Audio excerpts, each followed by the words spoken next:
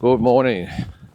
Welcome to Walking Boxing. It is Saturday, June the 7th, 2025. And not a great morning to get things started, I've got to say. Got up to go to the bathroom in the sort of mid-morning, I suppose. Jumped back in the bed and then zzz, out goes the power. I thought, all right, I had no idea what time it was. So I thought, well, I'll sleep it off and wake up and I'm sure it's all going to be good.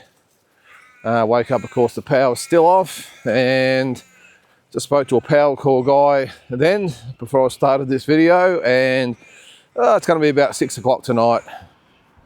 So when it's freezing cold and you've got no power, it's not going to be a great day. We have got a generator though, we are lucky, so I'm going to try and spark it up. We haven't had it going for a while, but you can bet your bottom dollar that this morning when I get back, I'll be rolling it out and trying to get a cracking because it's bloody cold today. So, the joys of no power. Just the weekends you want to sleep in, or not sleep in, but lie in or watch a bit of TV in bed or whatever it might be, and just get the fire cracking. And yet we can't get the fire going, by the way, in case you ask, because it's all fan forced and all that sort of stuff. So yeah, anyway, we'll survive. It happens pretty regularly down here, actually, which is why we bought the generator. So anyway, we'll move on. On this day, 1980, in Korea, Panama's Hilario Zapata defended his world light flyweight title, defeating Korea's Chibok Kim by decision. 1980 as well, in Glasgow, Scotland, Britain's Jim Watt defeated Howard Davis, the American gold medalist, on points for the WBC lightweight title. In 1992, Humberto Chiquita Gonzalez defended his light flyweight title with a knockout of Korea's Kwang-Sun Kim in the 12th round.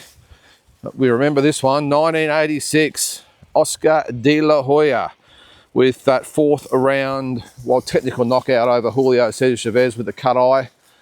That was in Las Vegas. The WBC 140-pound title was on the line that night. 2008, in Atlantic City, New Jersey, Kelly Pavlik defended his world middleweight title with a knockout of Britain's Gary Lockett in the third round.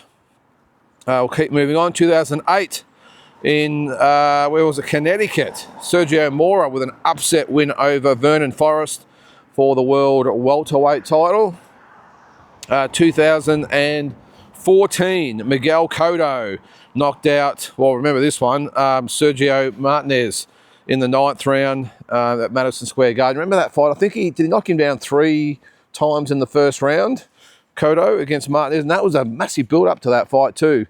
And everyone was expecting a really tough, hard fight, but Cotto pretty much got the job done in the first round with those 3 knockouts because Martinez didn't really recover. And Cotto with a very impressive 9th round stoppage in that one. I think that was the title he then lost to Canelo, I think, after that, the following year. So in 2022, Naoya Inoue won the WBC bantamweight title with a knockout in the second round of the great Nonito Donaire.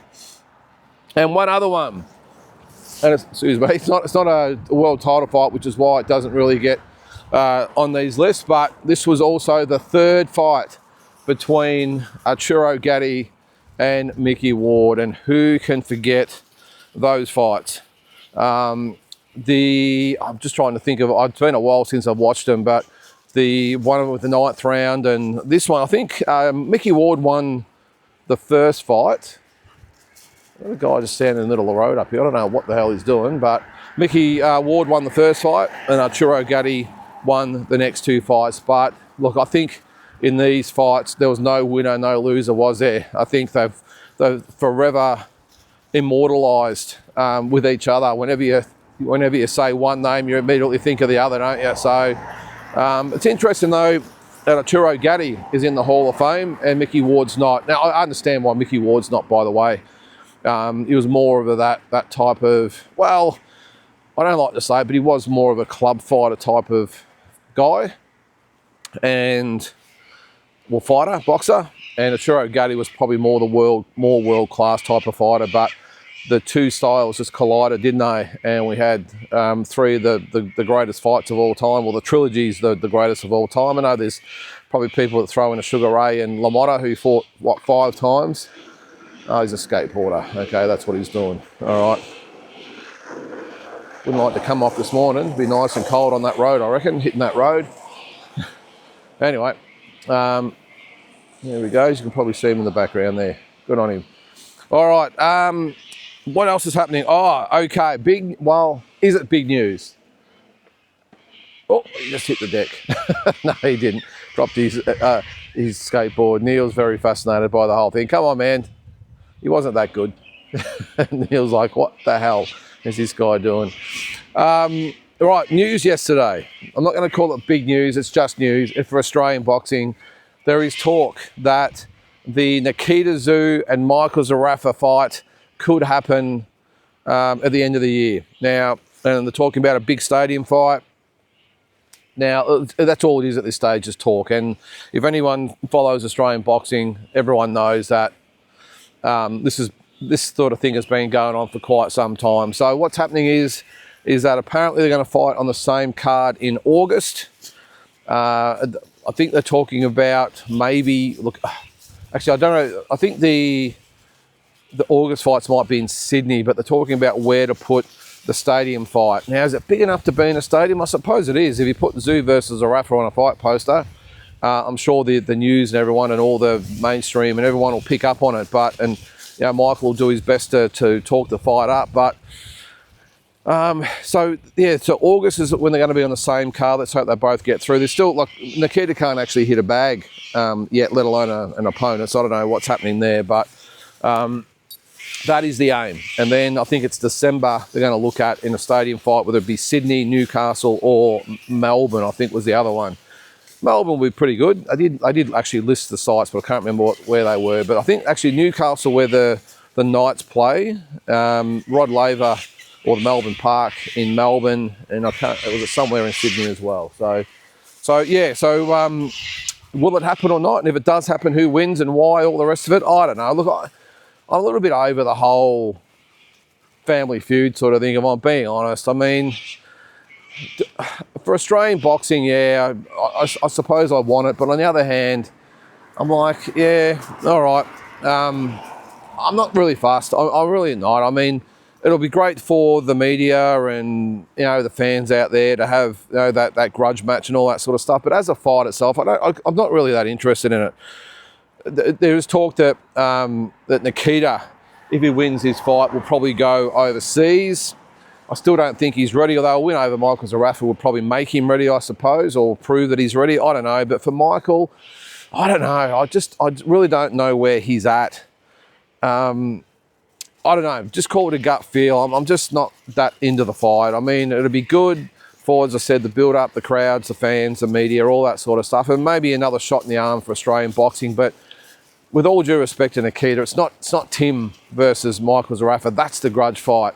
And Nikita, at the moment anyway, is just sort of known as Tim's younger brother. I don't think it'll get the same traction, I suppose, that Tim versus Michael would get. Now, Tim's made no bones about it. He ain't ever fighting Michael Zerafa. He said he will never, ever give him $1 million payday. You remember he actually called Michael a $50,000 fighter.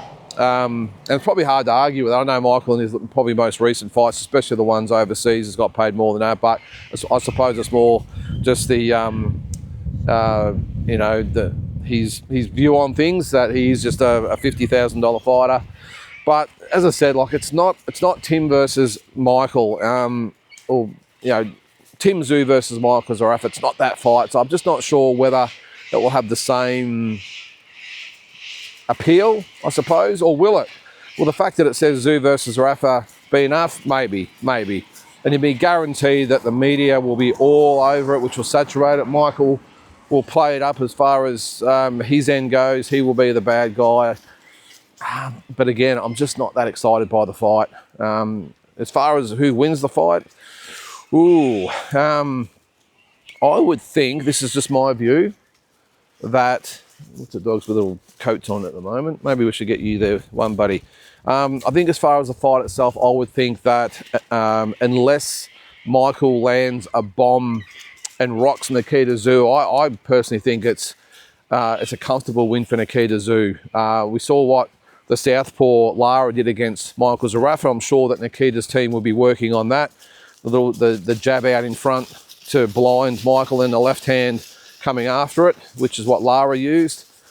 I think if it's just a stand alone fight where from a distance and it's just fighter versus fighter, I think Nikita Zoo wins the fight pretty comfortably, just in my opinion. However, the big intangible, I suppose you want to throw it in there, is what if Michael rocks Nikita, because Michael is a good finisher. He's showing that. If he gets you hurt, he can get you out of there. So, yeah, it's a fascinating fight. But until it's actually signed, sealed and delivered, I won't be too worried about it. But look, is it a good fight for Nikita at this stage of his career? Yeah, I'm not quite sure. I wouldn't mind him having another couple of fights. Not to say he hasn't got the talent to beat Michael Zarafa, but Michael's had nearly 40 fights. And even though he hasn't won any of those really big fights, he's been in them. He's been in with some of the best fighters in the world. So that's obviously something that Nikita and his team have got to be concerned about. Maybe they just think even at 10 fights he's got enough to get over Michael Zarafa. But either way, we will see. What are your thoughts on that? Who wins and why? And will you support it? And is it a big fight? I don't know. I don't know. I know I've said I don't know a few times, but it's just my gut feeling at the moment is straight off the bat is a bit of ho-hum. That's just my thoughts anyway. But if it does happen, I'm sure everyone will be into it, and it'll be that big grudge fight we've been waiting for. Just with the wrong zoo, that's all. All right, so over the weekend, of course, we've got a couple of big cards. We've got Jai Opetaia and Claudio Squayo. They both weighed in. Did they weigh in? I think they're weighing in today, sorry. But it was interesting that Jai was asked about what's coming up, and he said he really wants that WBO belt.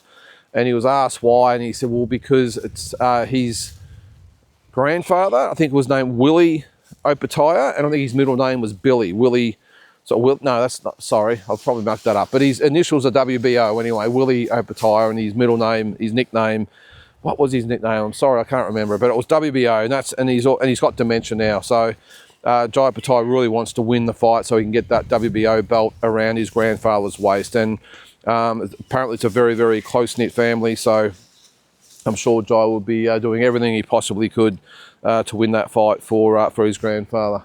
Good morning, how you doing? Come here, man, let's get going.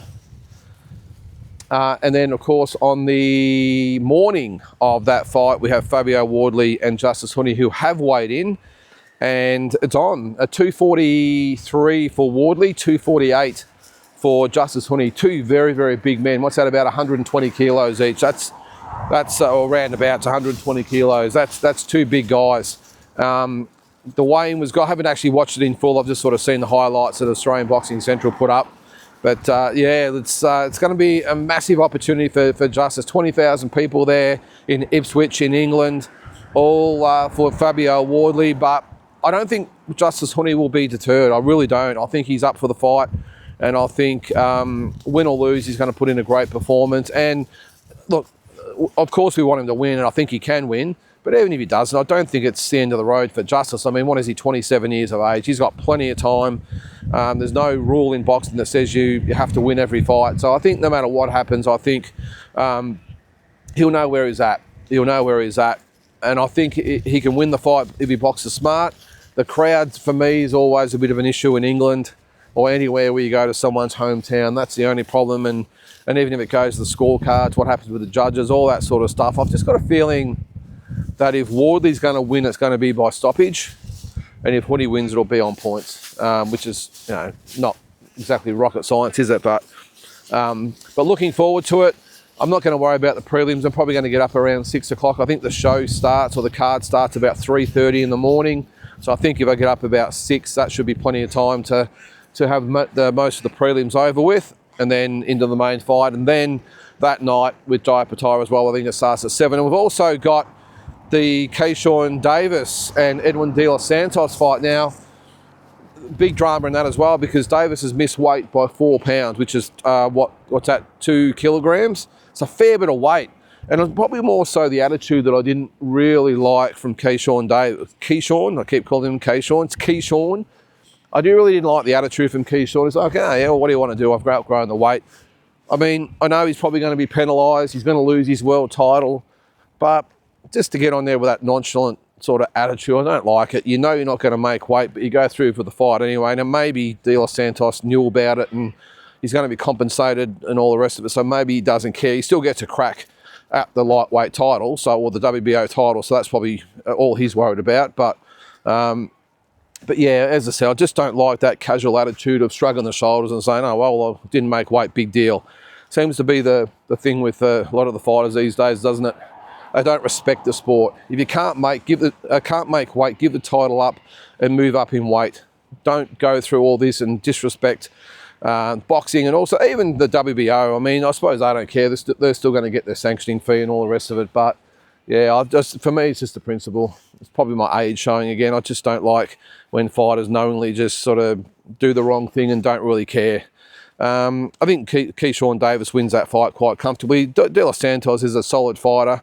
But I think Keyshawn Davis will have enough to get over the top, and he's got his brothers on the undercard as well. 2 brothers, I think there is, on the undercard in Norfolk, is it, Virginia? So I'm sure they'll get a good crowd there. And the other one is Nakatani and Rashida, which will be a ripper fight as well.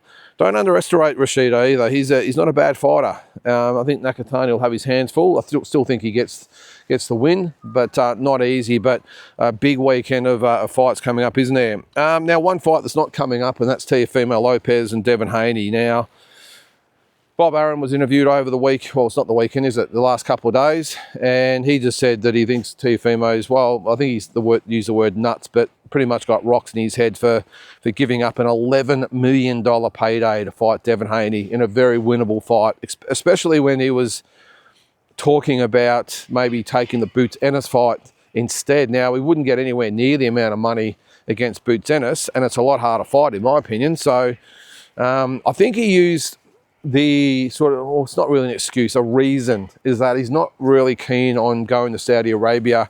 He thinks it should be in America. Apparently he was dirty because the fight was announced and he hadn't even signed the contract yet. He had the contract, but was only in the process of reading it. He hadn't signed it, and then they went and announced it, and that probably explains why the fight was on one day and then off the next, because they've announced it whatever day it was. And in the meantime, he's read the contract and said, yeah, no, I don't think so, which is why they've had to do a quick retreat. So you've got to wonder about Teofimo Lopez sometimes, you really do. What goes through his mind? Now, I get it. I would love to see the fight in America. I think it deserves to be in America. But at the end of the day, he knows better than anyone that this is a business, and $11 million paydays don't come around that often, and he should be taking the fight. This whole takeover thing, it's just one of these fighters that just does way more talking and than actually fighting. I know it seems to be the norm these days, but the whole, I don't know, just always lipping off, and he's always got a reason for this and a reason for that. Mate, you're a fighter. Just get in there and fight. Sick of all this, things like, oh, well, we're not going to fight there because of this reason or that reason. I just remember back in the day where you get offered a purse, you get the date, you get a location, you get whatever title's at stake, and you just fight. I just think a lot of these fighters just think they're a lot smarter than what they are these days. Let your managers do the work. I think the big mistake a lot of them have, by the way, is a lot of them have their fathers as managers who have no experience in boxing or business, and they get them in charge. They think they know everything, and then they're the ones that are making these stupid decisions. I'm not sure, is he still with his dad? I think he is, isn't he? Teofimo Lopez, but you got Bill Haney as well. I just don't think they act in the best interest of their sons. I think they're all delusional. I think they think their sons are a hell of a lot better than what they are. I mean, they're all very good fighters, of course, and most of them are world champions and top-level fighters, but I just think they have these mass delusions of they're the A side and everyone else is the B side, and their worth is a lot more than what they think. I mean, what advice what sort of advice should you be giving Teofimo Lopez that would make him turn down a $11 million fight, even though it's in Saudi Arabia against Devin Haney? I don't understand it, but I must admit, if I was fighting, and I would never have my father involved. I think you got to keep it separate. And the fathers always seem to be the stumbling blocks and the problems and the ones that give their sons bad reputations. I mean, Tyson Fury's dad's another one. I mean, there's so many, isn't there? The only one I can probably think of that does the right thing that I can just off the top of my head is Naoya Inoue's dad, who's involved but knows his role and keeps his distance and lets those people that actually know about boxing and business do their jobs, and just is more of an advisor more than anything. So, but anyway, in this case, Teofimo Lopez, it's cost him a big payday. And let's hope he does get a big fight. Maybe it's a Ryan Garcia next. Maybe it's a Rolly Romero next. Who knows? But when you only fight sort of once a year as well, you've got to make the most of it. And I just think he's another fighter that's just pissing away his career. I know he's done a lot already, Teofimo Lopez, don't get me wrong. But yeah, he's an enigma, isn't he? He's definitely an enigma. All right, so also this weekend, what did I have there? The Hall of Fame. Yes, the Hall of Fame is this weekend. I knew I had one more thing to talk about. And Manny Pacquiao was broken training camp in LA to go across to Canastota, New York. I would have loved to have been there for it. Would have been fantastic to see the Pac-Man and also Vinny Paz. Michael Nunn's being inducted as well. He's another very, very, well, I'm going to say underrated fighter. He's not, because obviously he's in the Hall of Fame, but a forgotten fighter. And I think we forget how good he was back in the day as well, until he got beaten by James Toney in a massive upset. 20-1 underdog James Toney was in that fight. Michael Nunn was who was searching for that fight, and I interviewed him the other day, and he said his only big regret was that he never fought one of the four kings. There was talk that in 80, I think it was 88, 89, when he first won the belts, or I think it was the IBF belt, that Sugar Ray Leonard or Thomas Hearns might have been in the mix. And then there was talk that Roberto Duran might have been in the mix, because you remember that year in 89, Michael Nunn had just knocked out Sambu Kalambo for the WBA and IBF belts, and Iran Barkley had had the WBC belt. He'd won off Thomas Hearns, and it was talk of whether it be Barkley or Duran could be next for Nunn. And of course, Barkley and Duran fought each other. And Nunn didn't get that crack, and that's probably, he said, his biggest regret. He went to prison for a while as well, but it looks like he's reformed himself pretty well and back on track. And good on him for being inducted this weekend. And of course, I'm looking forward to Vinny Pazienza as well. My man, my favourite non-Aussie pro fighter, the Pazman, the Tasmanian Devil, just an absolute character and a real ornament to the game. Now, it has been, well, maybe discussions, does he actually deserve to be in the Hall of Fame? But I think there's got to be categories. We talked about this the other night on Talking Boxing. Sometimes you've got to have categories for fighters based on gut feel, what they brought to the sport. And Arturo Gatti probably one of them. I personally don't think, based on achievements, Arturo Gatti should be in the Hall of Fame, but he is, because of what he brought to the sport of boxing. Maybe they need a different category or something. I'm not sure. But it was just purely based on being an all-time great. Would we be inducting sort of 3 or 4 people every year? I probably doubt it. So I think there needs to be some other category. And they created a category for Sylvester Stallone, didn't they? He's in the Hall of Fame. He's never even a fighter. So anyway, that's this weekend in Canastota, New York. So guys, I'm going to get home now. I'm going to try and get the generator out, try and get us some power. That would help. And hopefully get on with the day and think about all those poor people that don't have power. So, all right, guys, that's going to do it. Hope you have a great Saturday, and we'll catch you tomorrow.